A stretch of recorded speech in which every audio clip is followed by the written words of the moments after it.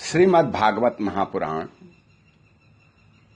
षष्ठ स्कंद 12वां अध्याय। इस अध्याय में आज आप सुनेंगे वृत्रासुर का वध।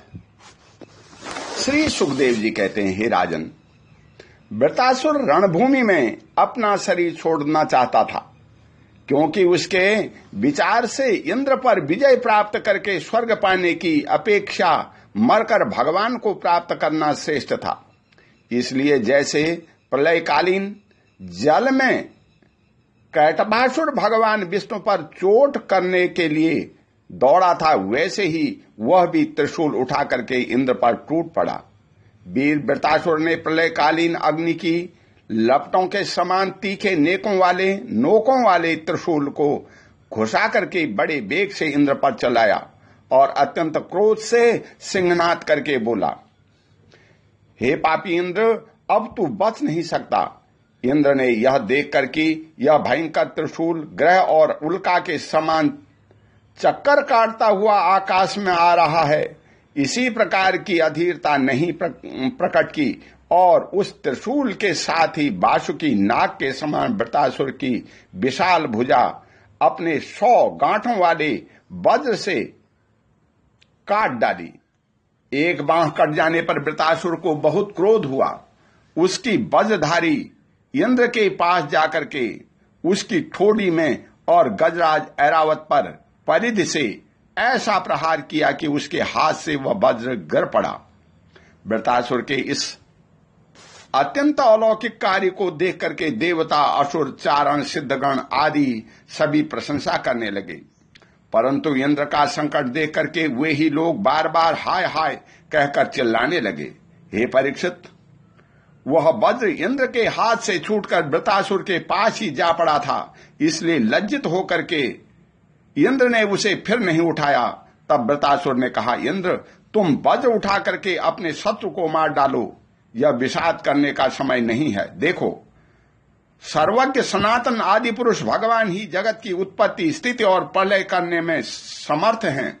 इसके अतिरिक्त देहाभिमानी और युद्ध के लिए उत्सुक आतताइयों को सर्वदा जय ही नहीं मिलती। वे कभी जीतते हैं तो कभी हारते हैं।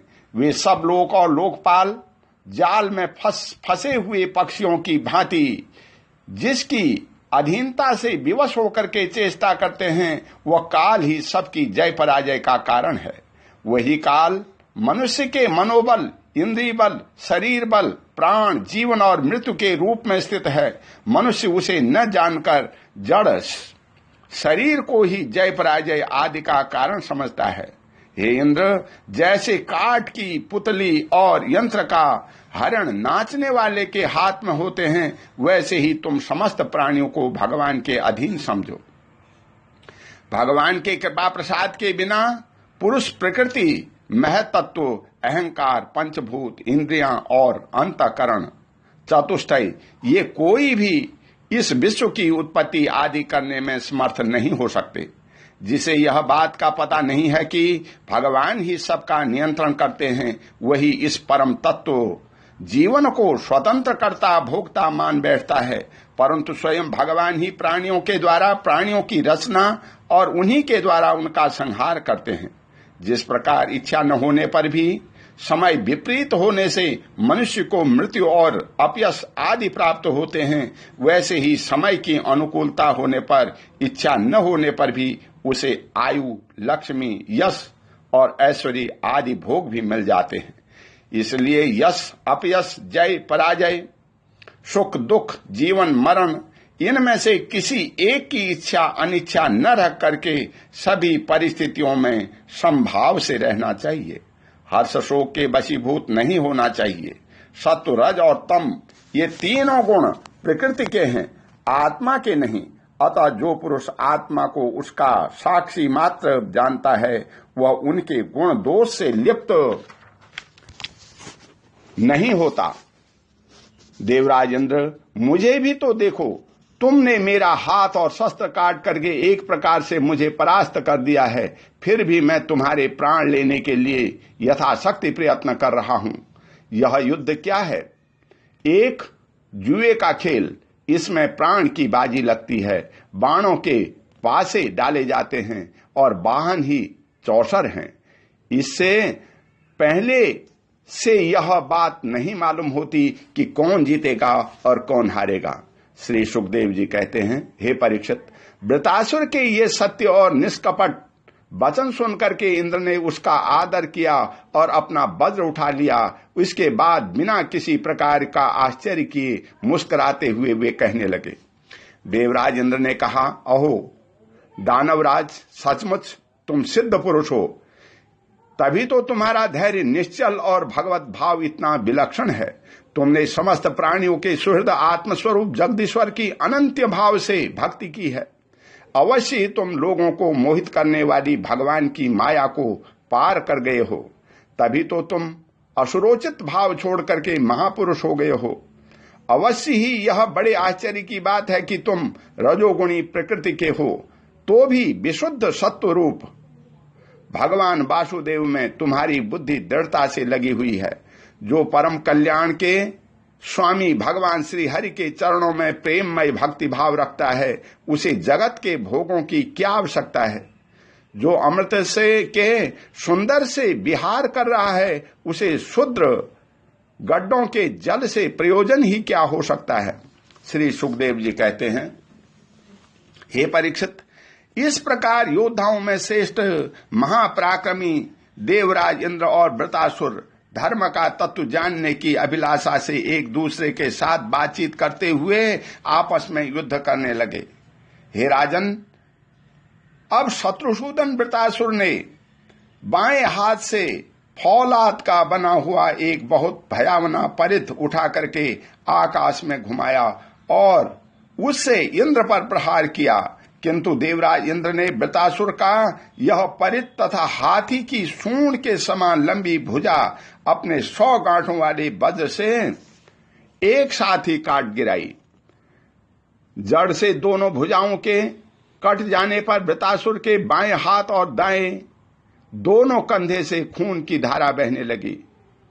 उस समय वह ऐसा जान पड़ा मानो इंद्र के वज्र की चोट से पंख कट जाने पर कोई पर्वत ही आकाश में गिरा हो। अब पैरों से चलते फिरने वाले पर्वतराज के समान अत्यंत